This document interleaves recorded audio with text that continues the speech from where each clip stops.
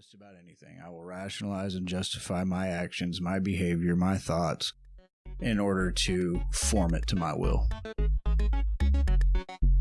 For one, this don't sit right with my soul, and two, people are getting hurt. There's going to be some death coming sometime soon. Little did I know I was already spiritually died long ago. Hello everybody, how's it going today? I am Bailey and this is Trent, and today we are on Crucifying Addiction. Special guest for y'all. Introduce yourself, man. Hi, my name is Landon. I am a addict in recovery. Sweet, man. Tell us a little bit about yourself, man. All right, so I am originally from Lubbock, Texas. I'm 33 years old. I've got a daughter and a small son that was just born about 7 weeks ago. Congratulations. Thank you. Thank you, for sure. Man, I lived in Houston for about 4 years, and now I'm here. So relocated to be closer to my daughter. Dude, we are glad you're here, man. What are you doing for work? I've been plumbing for about 8 years, so now it's just plumbing over here, you know, same stuff, different city. So yeah, it's was it consistent job? It is consistent. Yeah. There's always need for a plumber. So I've got job security for sure. Dude. Our second plumber on the podcast. Yeah. Right on to that. Hey. Well, Landon, I hear you got a story to tell. I do have a story to tell. I guess I'll, yeah, go ahead and start from the beginning. Yeah. I had a good childhood. My parents loved each other for about 3 years, and then they got divorced. It was kind of an ugly deal from what I remember. I think my very first traumatic memory was them arguing in the kitchen and me just sitting on the couch being a witness to it. And there was virtually no co-parenting whatsoever. I wouldn't say that they hated each other, but they just didn't get along. Because of this, I was put in the middle of some things that I don't think any kid should be in the middle of, you know. And behind that, I learned to manipulate at a young age. And that was a character defect that I would take with me through most of my life. And I became very good at it. But anyway, grade school was good. I was a fairly intelligent kid. Went to junior high at Irons, played sports there, was also a successful student there.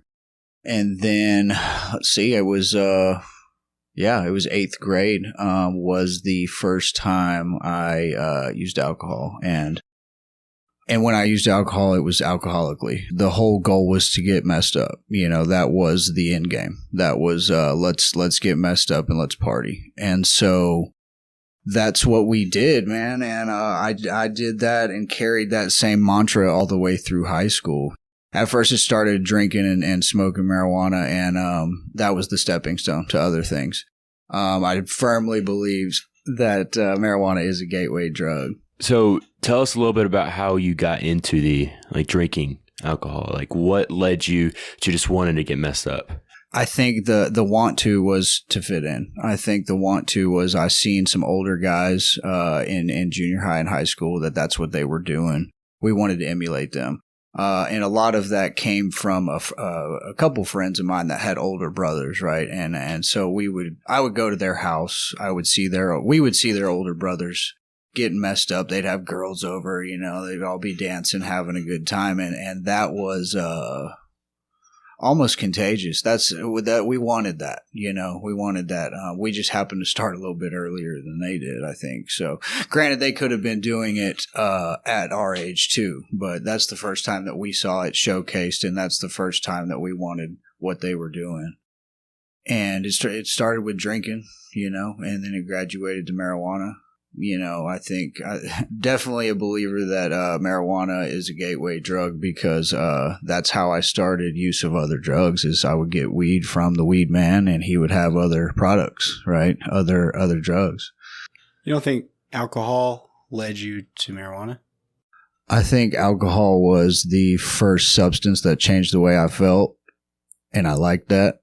And then shortly after that, it was weed that kind of led me to the other things. But yeah, knowing you could, that there was more out there. Right, knowing that there was more, and and knowing that it was attainable, you know, knowing where I could get it. What was the difference between the way you felt before and the way you felt after? Was it just like the way you thought, or like literally a physical feeling? So I would say it was more of a social anxiety feeling. Like it was a lubricant. Alcohol and weed was a lubricant. It was a means to talk to more girls. It was a means to fit in more. It was a means to be the wild, cool kid, if you will. And there was a group in my high school that was known for that, and that's just, I think it started off as experimental and it led to some worldly things that I wanted. And so I kept doing it. Where was your relationship with Christ at the beginning and going through school? Man, this is a tough one. So I was, on Dad's side, I was raised Catholic. On Mom's side, I was non-denominational. And so there was some confusion there regarding organized religion, mainly. I didn't fully understand the concept that you could have a personal connection with Christ at that time. It was more of a connection with the church, organized religion, and the people therein. There was no action on my end to improve a relationship with Christ. So, drinking and smoking weed through school, did you get caught by your parents? Many, many times. Yeah. What would be the consequences of that? Usually it would be grounded, phone taken away, video game console taken away, no going out on the weekends with the friends I was hanging out with. This, of course, started rebellion. I was not having none of that. You couldn't tell me nothing. So instead of feeling the responsibility of your actions, it was more like, my parents suck. Yeah, you could say that. Yeah, it was more of like, I had the view that, well, everybody's doing this. My group of friends is doing this and they're not getting in trouble. Their parents don't care. It was the blame game. I was the victim of overbearing parents. Did you ever think that maybe it was to help you? Not until recently, man. Not until recently. Yeah, the consequences didn't matter. I was just going to do what I wanted to do regardless. Looking back on it now in hindsight, yeah, of course they were doing it out of love, right? I just wasn't in a position to receive that love. I was so selfish and so self-dependent, and all I cared about was self-indulgence, man. Whatever was going to make me happy, and that did not entail sitting at my house grounded under my parents' roof. So going out of school, how long did you go on being the victim of the consequences around you? When did it get worse? And when did you start regretting some decisions? So I really think that pride played a big part in that, because my life, essentially from the end of high school up until now, really, has been a series of build some stuff up, burn it all down, rebuild some stuff, burn it all down. And all that was my self-will, dude. All that was me running the show.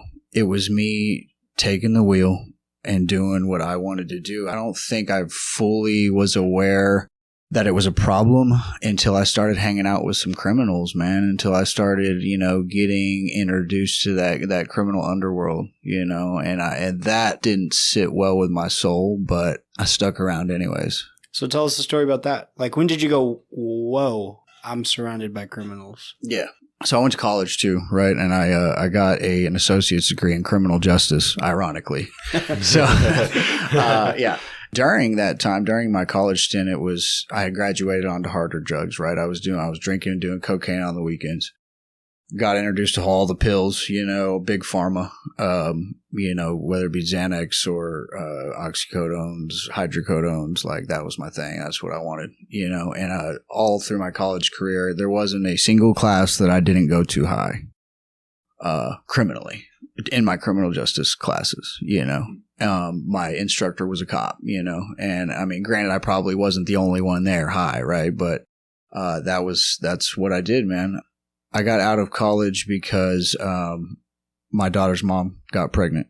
And so I was able to finish college somehow, but some grace was involved in that, I think. Me and her stuck together for a while.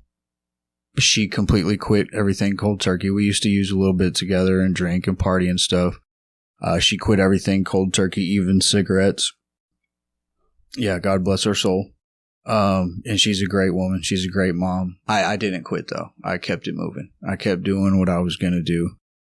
The stress and hard work of being a new father got to me, bro, and it fueled my use, and we end up splitting up shortly thereafter. I think maybe Lindley, my daughter, was 2 or 3. It's kind of vague, man, because I was really out there. There's a lot of stuff I don't remember during that time period. Do you remember how you felt not being able to be a father at that time? At that time, not yet. I knew that it wasn't right that I was leaving. The benefit of me using at the time was greater than the consequences I was feeling at that time. Because basically what it translated to is I was still being a part-time dad, but being a full-time junkie. There was some uncomfortability and some irritability and some remorse there, I was upset with myself that I walked out, but what did I do to mask that? I did more drugs. Did you ever realize that it sounds like that you spent more time being a junkie than being a father?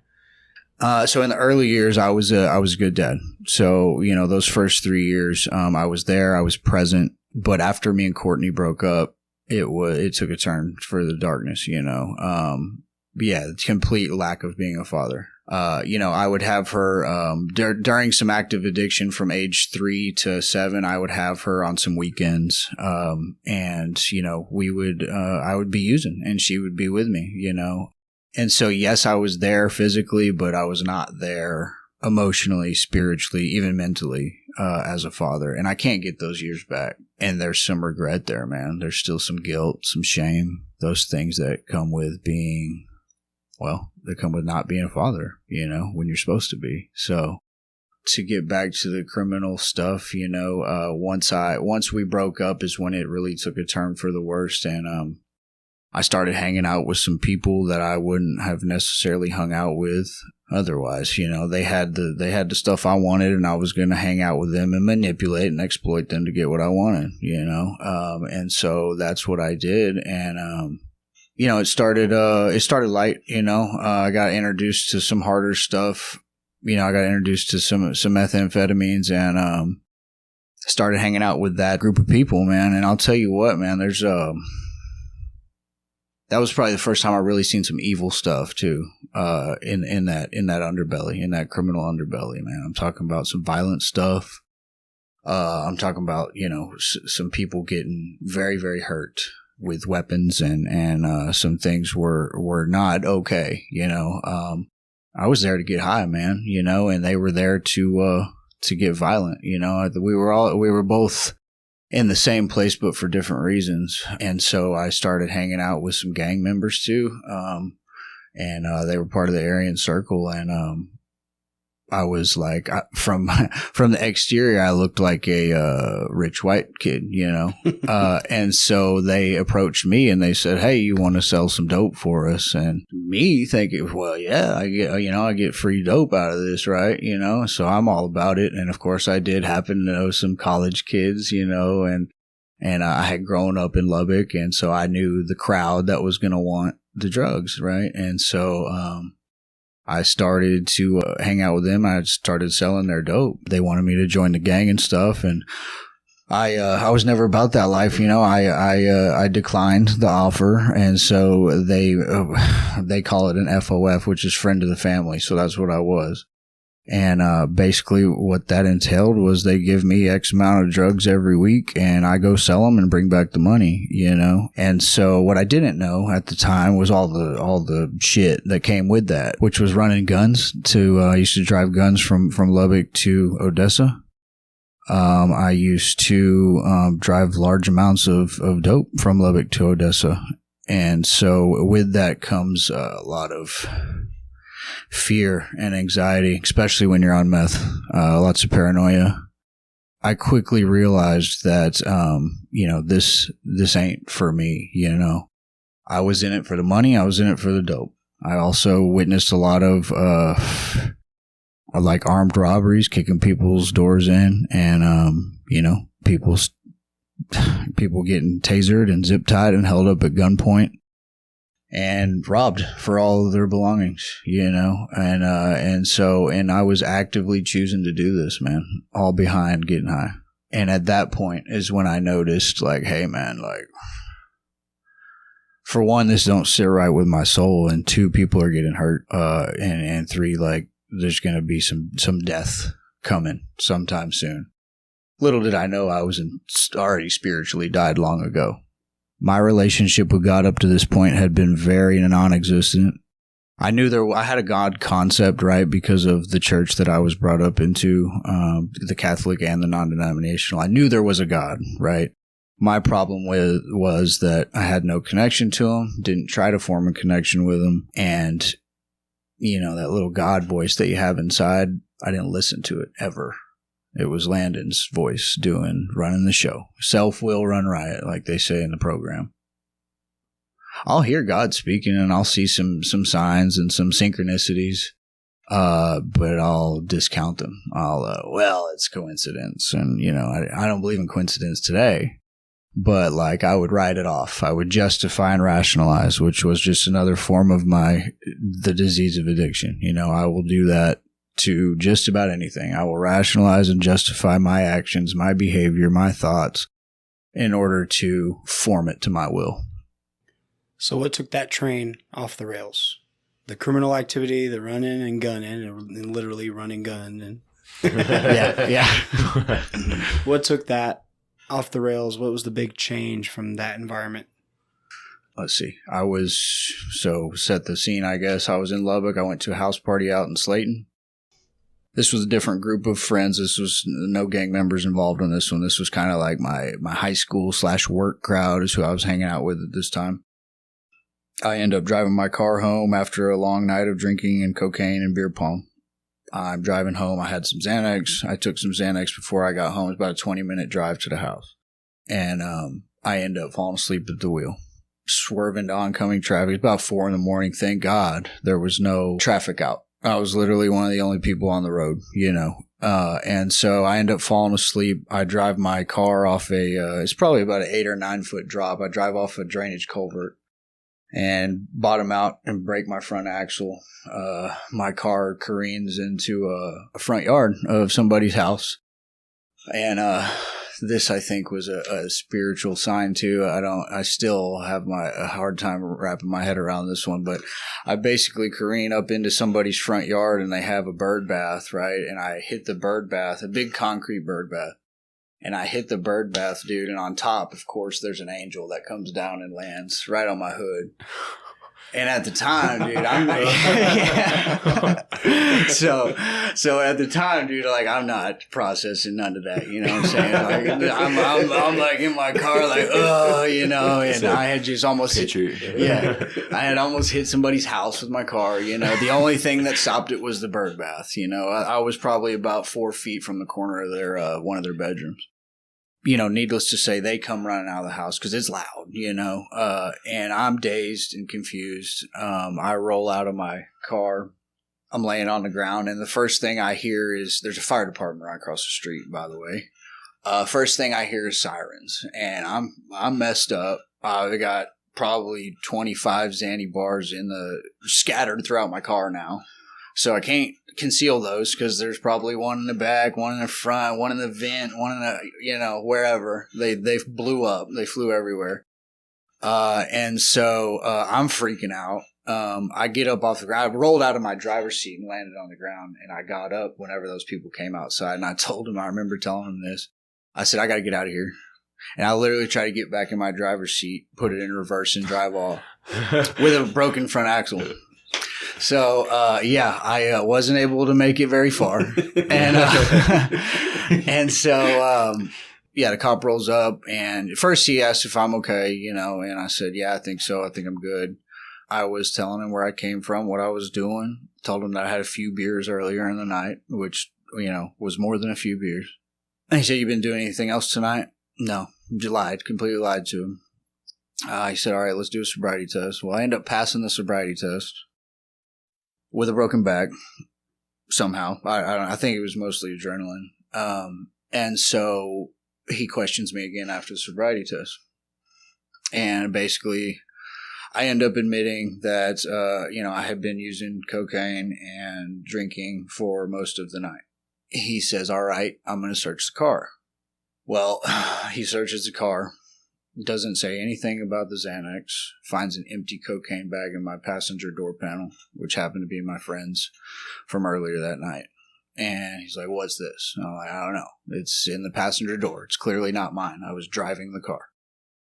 And he's like, well, you're in possession of it. Long story short, he charged me with possession under a gram, and I went to jail. And I told him, I'll fight it. I'll see you in court, basically. Is your first time in jail? First time? Well, no. Okay. Yeah. No, this is my first time catching a felony. This is my first felony. I've had some misdemeanors in the past. Very light misdemeanors. Usually weed charges. Paraphernalia, possession of marijuana. So, quick little in and outs. And that was basically the extent of those. Probation in there too. Anyway, I go to jail with my broken back. Still don't know it's broken at this time. I get to jail. Well, the adrenaline stops at jail, and I become a miserable person to be around. I'm in pain. I'm sitting in booking, and I can't sit in a chair, so I keep laying on the floor, and they keep getting mad at me like, hey, you can't lay on the floor in booking, right? You got to sit in the chair. So I'm not sitting in the chair. They keep telling me to get up and sit in the chair, and I'll get back on the floor. And then they tell me to get in the chair, I get on the floor. So finally they're like, all right, we're putting him in the drunk tank. He's messed up, whatever. So I'm able to go to sleep in there on my side. I remember laying there just kind of crippled. And, yeah. And, I wake up, dude, and that's when it was bad. I wake up, thank God, because they're telling me, hey, you're getting bonded out. Yes, my roommate JJ is the one who bonded me out. I go home, I get back to the house, and at this point, the Xanax is still on me. Like, all I want to do is sleep. So I get to the house and go to sleep. I wake up maybe 9 hours later. And come to, man, I don't even really know. I know I'm in my house, but I don't remember how I got there. I don't remember the jail visit. That's one of the things about Xanax is you black out. It's, or at least for me anyway, it was a full on blackout. I remember the wreck though. I remember that, vividly. I remember the crash. I remember the sobriety test. I remember those people's faces. The angel landing. I do. I remember the angel. That's vivid for sure too. And so I wake up that morning. I try to get out of bed and I can't get up. I yelled at my roommate, JJ, come in here. So he comes in there and he pulls me up off the bed and he's like, dude, your back is swollen like the size of a basketball. And I'm like, well, then we need to go to the hospital. But first, I need you to crush up one of those oxycodone on my dresser. Oh, yeah. My gosh. Yeah. And so that's what happened, dude, is I snorted an oxycodone, and then we went to the hospital, man. Pain reliever. Yeah. Narcotic, heavy narcotic pain reliever. So I get to the hospital, walk in. I basically, JJ helps me up to the counter and like, hey, I need to be seen. Like, something's wrong with my back. So I go get an x-ray. My T7 vertebrae is shattered into 6 pieces. Yeah. Yeah. And so, the doctor's like, I don't know how you walked in here. But we got to do an immediate surgery. And so next thing I know, I don't know how long it's been. I wake up in a hospital bed in a massive amount of pain. Families all around. Little did I know that they had already seen my tox screen, right? So they had seen my toxicology report already, and I popped for a lot of things. I didn't know that at the time. And so they were asking me what happened. And of course, I lied through the whole story. Even daughter's mom and my daughter came and saw me up there. This was all post-surgery. And I remember hearing my grandparents, mom, dad, talking to the doctor, telling them not to give me any pain meds. Well, I didn't like that. And so I had to talk with the doctor myself. And I said, look, man, I just had back surgery. Like, I need some kind of pain medication. Like, I'm not comfortable. The doctor agreed to put me on a morphine pain pump where you press the little button and you can press it every 7 minutes or something like that and get 0.1 milligrams of morphine. So I'm sitting in there and I got my way, I got timing that. it every 7 minutes. Oh, no, it gets better, right? So I found out you can pinch the hose of the morphine drip. So if I wait 21 minutes, I can get 0.3 milligrams of Dilaudid or morphine instead of the 0.1. So I would pinch the hose and then I would save up the drops and then I would drop them and it would put me to sleep and get me super high. And so even in a massive amount of pain, dude, the addiction was full-fledged. Yeah. I mean, full on me, dude. How did you figure that out? Just by your own trying to figure out? Well, first I scoped out the machine. I was like, wait, what can I do here? I know there's some morphine in there. Yeah, you're like asking him, okay, what is this? Yeah, right. All right. Do you have the blueprint? Yeah, exactly, dude. I was already mulling it over in my brain, dude. Like, he's like all skeptical. He's like, yeah, okay, what do you do? Yeah, exactly, dude. And I figured it out, right? But I get out of the hospital. So it's a long little recovery. I remember them also telling the doctor not to send me home with any pain medication. And the doctor kind of agreed. He gave me some very mild painkillers. They were 5 milligram hydrocodones, which at that time I could take probably 15 of those in one sitting and not be high. My tolerance had grown so much that it was taking large amounts of opiates to get me to the level I wanted to be at. Did you just go right back to doing what you were doing? Yeah, day 5 out of the hospital, maybe day 4. Called the street dealer to come drop off some pills. After I was at my grandparents' house at this time, and I would wait till they went to sleep. And then I'd call the dope man and say, "Hey, come through." And then it's me on a walker going out the front door, dude, and anything to get it, bro. And to go back to the dope charge, during my recovery process, I ended up getting a court date. They wanted to give me 9 months probation, 9 months probation, deferred adjudication. It was either that or fight the case. That's a good deal. Yeah, and so I took it. I took that deal. I signed on that deal. I think reflecting on it now, I think that in the hospital that day is probably when I really realized that the opiates were a large problem.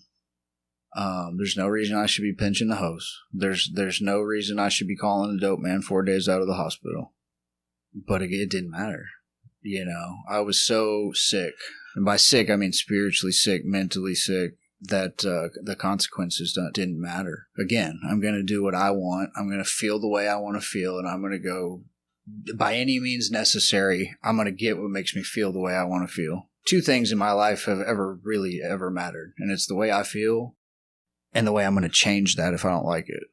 And so that's where I was at, dude. I was in that vicious cycle of I don't feel right, so I'm going to change it. I don't feel right, so I'm going to change it. And that came in the form of opiates for me for several years. And did you ever feel right without changing it? No. I was in so much personal anguish and torture without the pills that I went to any means necessary to get them. Yeah. And never took the time to get to the why. Why am I masking this? Why am I covering this up? Why do I have to change the way I feel? Okay, so your conscience is rocked now. Right. What's the next roadblock? When does it change?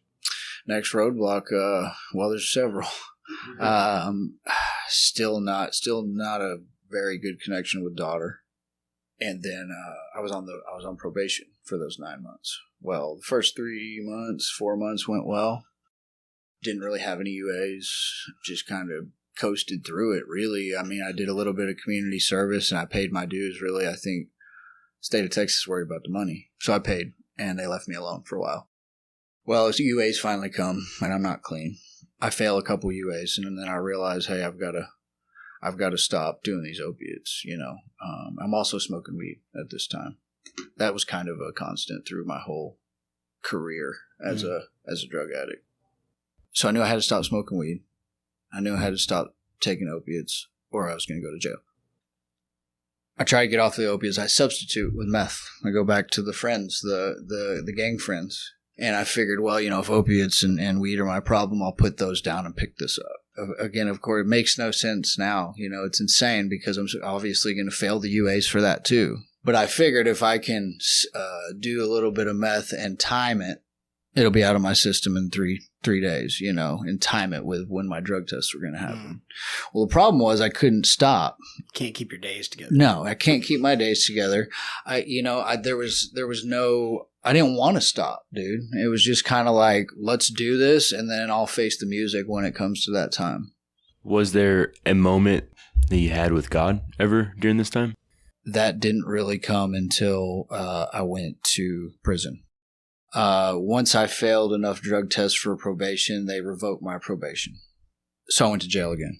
Basically, if you're on probation, you go to jail, you sit in jail until they decide if they're going to reinstate your probation and you go back on probation, or they send you to TDC. So I sat in there. They came at me with an offer. Hey, we'll reinstate your probation, but we're adding X amount of time to it. And I said, well, y'all, I'm going to go sit in jail and serve my time and not be on papers when I get out. I went and served 9 months state jail at the Formby Wheeler unit in Plainview. Did you stay sober in prison?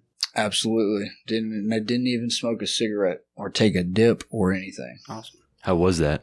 It was different, man. The only way I can explain it was there was some peace there. There was some gratitude there that I was clean, and that, I withdrew from heroin and pills in county. Those 100 days I was in there, the first 3 weeks, dude, I was a problem, dude. I couldn't get off the bunk. I was weak. I was shitting all over the place.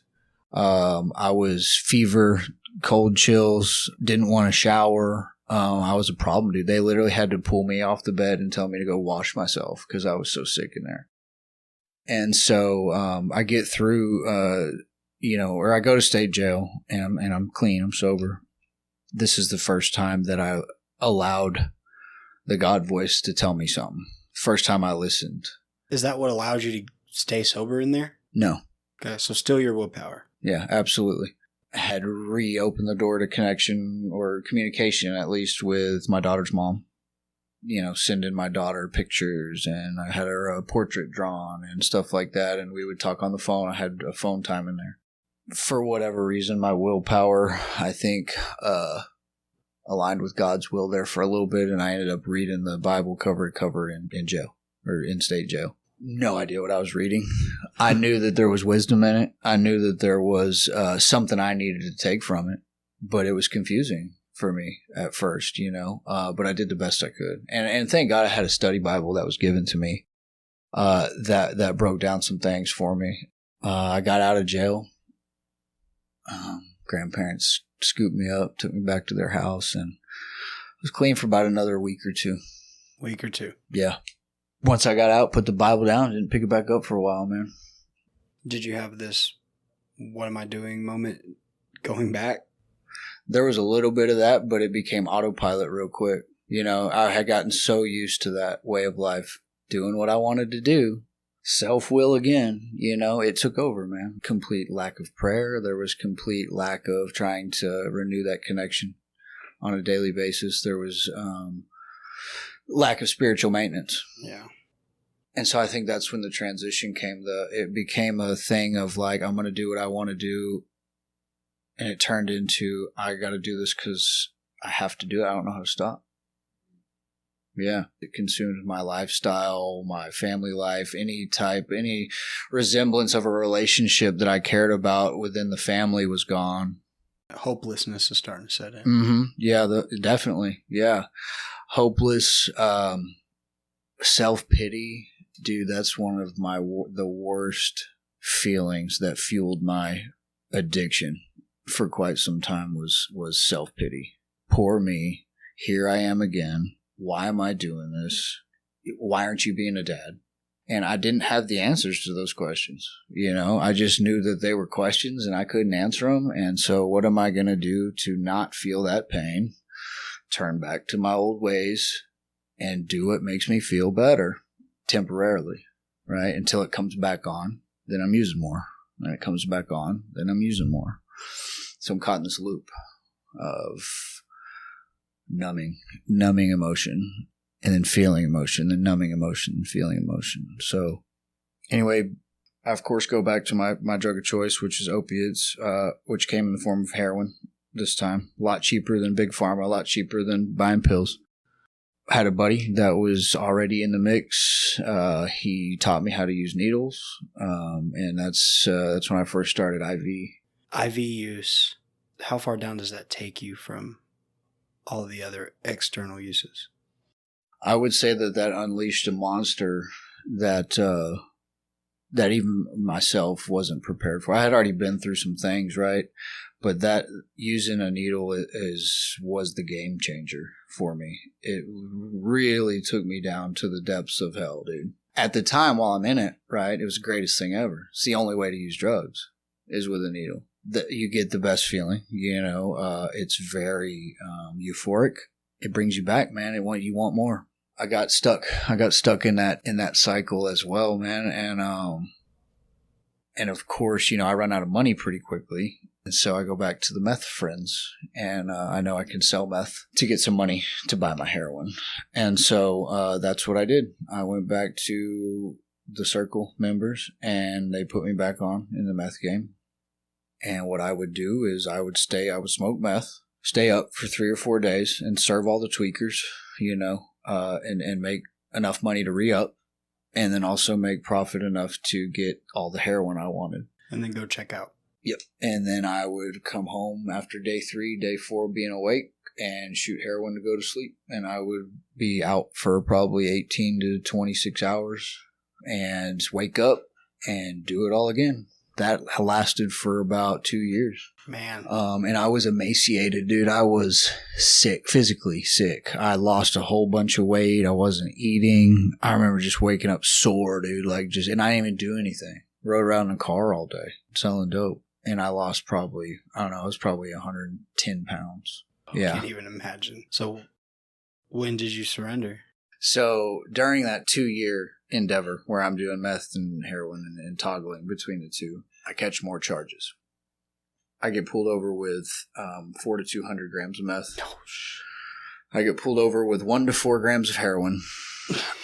And I've got a pistol under my hood in my car. That's real game.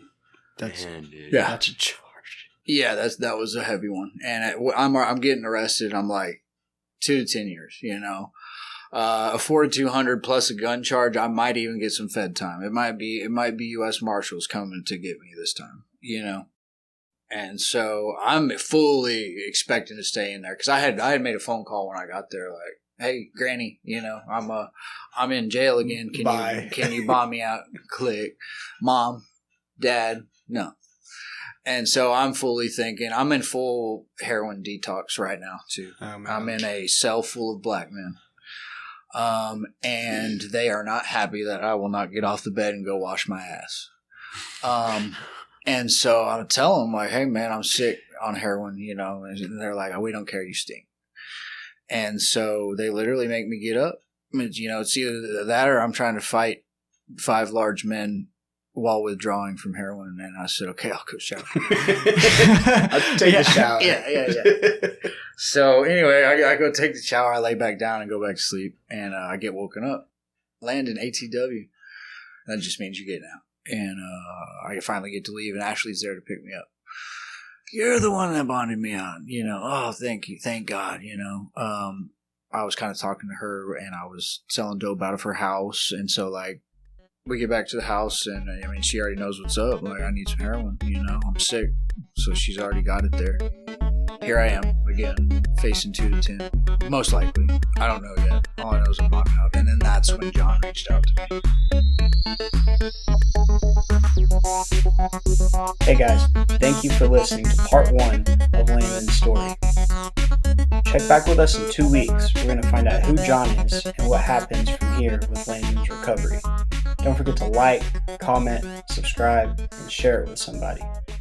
Again, thank you for checking us out, and we'll see you again in 2 weeks for part 2. I blame the cops, dude. I'm like, "Y'all are ruining my life." I remember saying that to him, dude. And they're like, "No, you're ruining your life." Like, okay, yeah. And so.